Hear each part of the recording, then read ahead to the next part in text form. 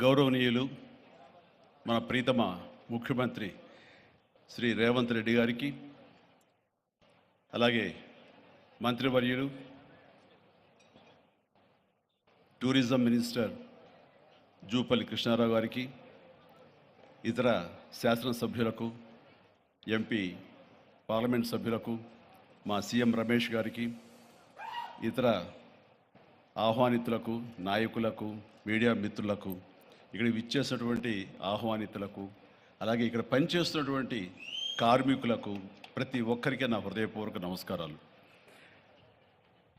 ఈ ప్లేసు మీ అందరికంటే నాకు ముందు తెలుసు.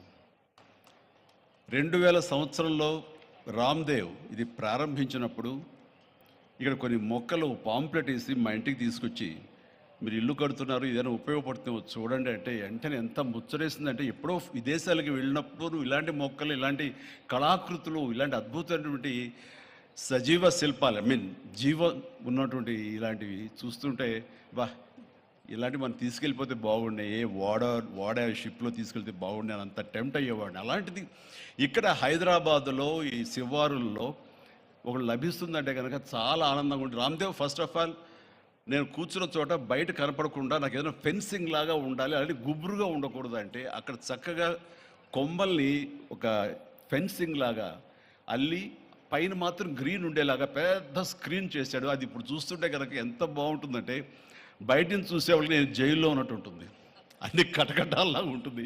అది అద్భుతమైన కళాఖండగా నేను ఫీల్ అవుతుంటాను. అట్లాగే చాలా అద్భుతమైన చెట్లు కొన్ని మా ఇంట్లోనే పెట్టుకున్నాను. ఇవి ఎప్పుడో 2002లో 2003లోనో మా ఇంట్లో పెట్టుకున్నాను. అప్పటి నుంచి నాకు అంత ప్యాషన్.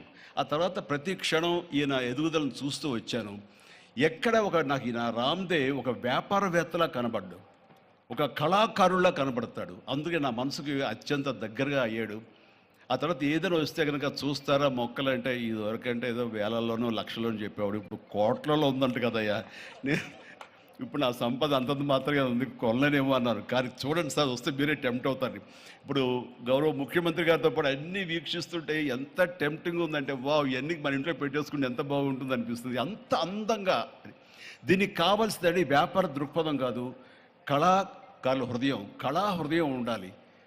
నా మటుకు నేను అతని ఒక కళాకారుడుగాను, ఒక ఆర్టిస్ట్గా చూస్తాను. నేను అంత తపన లేకపోతే, అంత ఇష్టం లేకపోతే సుదీర్ఘకాలం 24-25 ఇయర్స్ పాటు దీని మీద ఎక్స్పెరిమెంట్ చేస్తూ, ఎన్నో చోట్ల రీసెర్చ్ చేస్తూ, ఎక్కడెక్కడ ఏమేమి మొక్కలు దొరుకుతాయి, ఎక్కడెక్కడ ఈ శిలాకృతులు దొరుకుతాయి, ఆ శిలలు ఇక్కడ ఎలా తీసుకురావాలి అని దాని మీద అది దుర్భేద్యం అనుకోకుండా ఇది సాధ్యమే, ఇది మన ప్రాంతం వాళ్ళకి, మన హైదరాబాదుకి, మన స్టేట్కి అందం తీసుకొచ్చేది, మన దేశంలోనే గొప్పగా చెప్పినటువంటి గొప్ప పార్క్ అవుతుందని ఆయన మనసులో మెదిలిన ఆలోచన, ఆయన పడ్డ కష్టం, తీసుకున్న శ్రమ ఈ రోజున ఇక్కడ అద్భుతమైన కళాఖండంగా ఇన్ని ఎకరాల్లో చోటు చేసుకుందంటే కనుక నభూతో నా భవిష్యత్తు.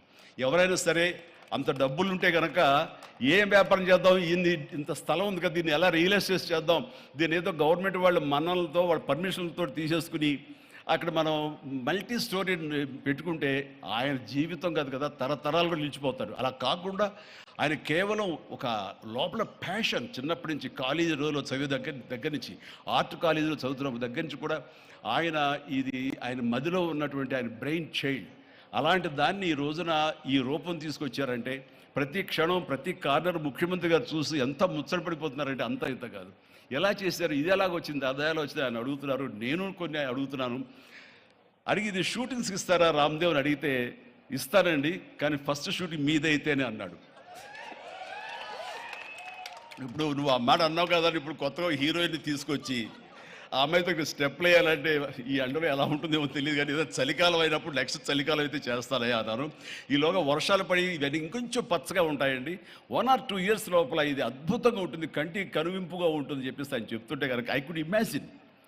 అట్లాగే ఇక్కడ వెడ్డింగ్ ప్లాన్ చేసుకోవచ్చు, వెడ్డింగ్స్ కానీ ఇతర రిసెప్షన్స్ కానివ్వండి, పలు ఈవెంట్స్, అలాగే ఐస్కి సంబంధించినటువంటి ఆ స్కేటింగ్ సంబంధించిన చేయాలని ఇలా ఎన్నెన్నో ప్లాన్స్ ఉన్నాయండి. అవన్నీ కూడా చేయగలడు, ఆ సామర్థ్యం ఉంది. అలాగే ప్రభుత్వం కూడా ఖచ్చితంగా సపోర్ట్ చేస్తారు, అందుకు సమాయుత్తమై ఉన్నారు ఆయన. అందుకనే ఎంతో బిజీగా ఉన్నారు సీఎం గారు. వాళ్ళు చూస్తే కనుక మనుషులు ఇంటి చుట్టూ ఉన్నారు. అవన్నీ అన్ని పక్కకు పెట్టి ప్రోగ్రామ్స్ అన్ని పక్కకు పెట్టి నిన్నటిదాకా ఆయన ఎలక్షన్ క్యాంపెయిన్ ఎక్కడో చేసి వేరే రాష్ట్రాల్లో వచ్చి రామ్దేవ్ మీద ఈ ప్లేస్ మీద ఎంతో ప్రేమ లేకపోతే ఇలాంటి దాన్ని మనం ఎంకరేజ్ చేయాలి అని ఆయన ఉద్దేశం లేకపోతే ఇంత ఓపికగా ఈ ఎండ్లో ఆయన వచ్చేవారు కాదు. ఫస్ట్ ఆఫ్ ఆల్ ఆయన ఇక్కడికి వచ్చి దీన్ని ఎంకరేజ్ చేస్తున్నందుకు వారికి మనస్ఫూర్తిగా అభినందనలు తెలియజేస్తున్నాను ముఖ్యమంత్రి గారికి. ఎందుకంటే అలాంటి వాళ్ళు అనుకుంటేనే, వాళ్ళ కళ్ళలో పడితేనే, వాళ్ళు ఇంప్రెస్ అయితేనే దీనివల్ల ఎంతోమందికి ఉపాధి కలుగుతుంది, ఇది ఎంతోమందికి కనువిందు కలుగుతుంది. మరి ఎంతోమంది ఈ ప్లేస్ని వాళ్ళ ఈవెంట్స్కి ఉపయోగించుకుంటారు. తద్వారా టూరిజం పెరుగుతున్న ఉద్దేశంతో కూడా మన జూపల్లి కృష్ణారావు గారు దీన్ని ఎంకరేజ్ చేయడం కోసం సమాయత్తమై ఉన్నారు. అలా ప్రభుత్వ సహకారాలు దీనికి మెండుగా ఉంటాయని ఆశాభావం వ్యక్తం చేస్తూ, మీరు ఏదైతే కనుక ఊహించారో రామ్దేవ్ అది త్వరలో ఖచ్చితంగా అవుతుంది. ఇవి అద్భుతమైనటువంటి ఒక ల్యాండ్ మార్క్ అవుతుంది, ఒక కళాకృతి అవుతుంది. అది రాష్ట్రానికి వన్నీ తీసుకొస్తుంది, హైదరాబాద్కి తలమానికంగా ఉంటుంది.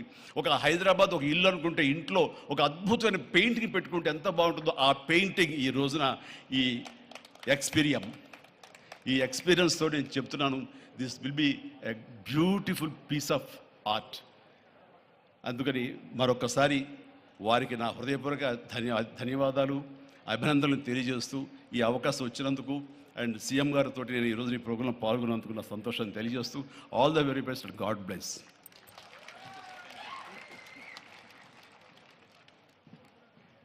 ఎక్స్పీరియంలో చిరంజీవి గారు స్టెప్పులు వేసినటువంటి ఆ సాంగ్ మేము త్వరలోనే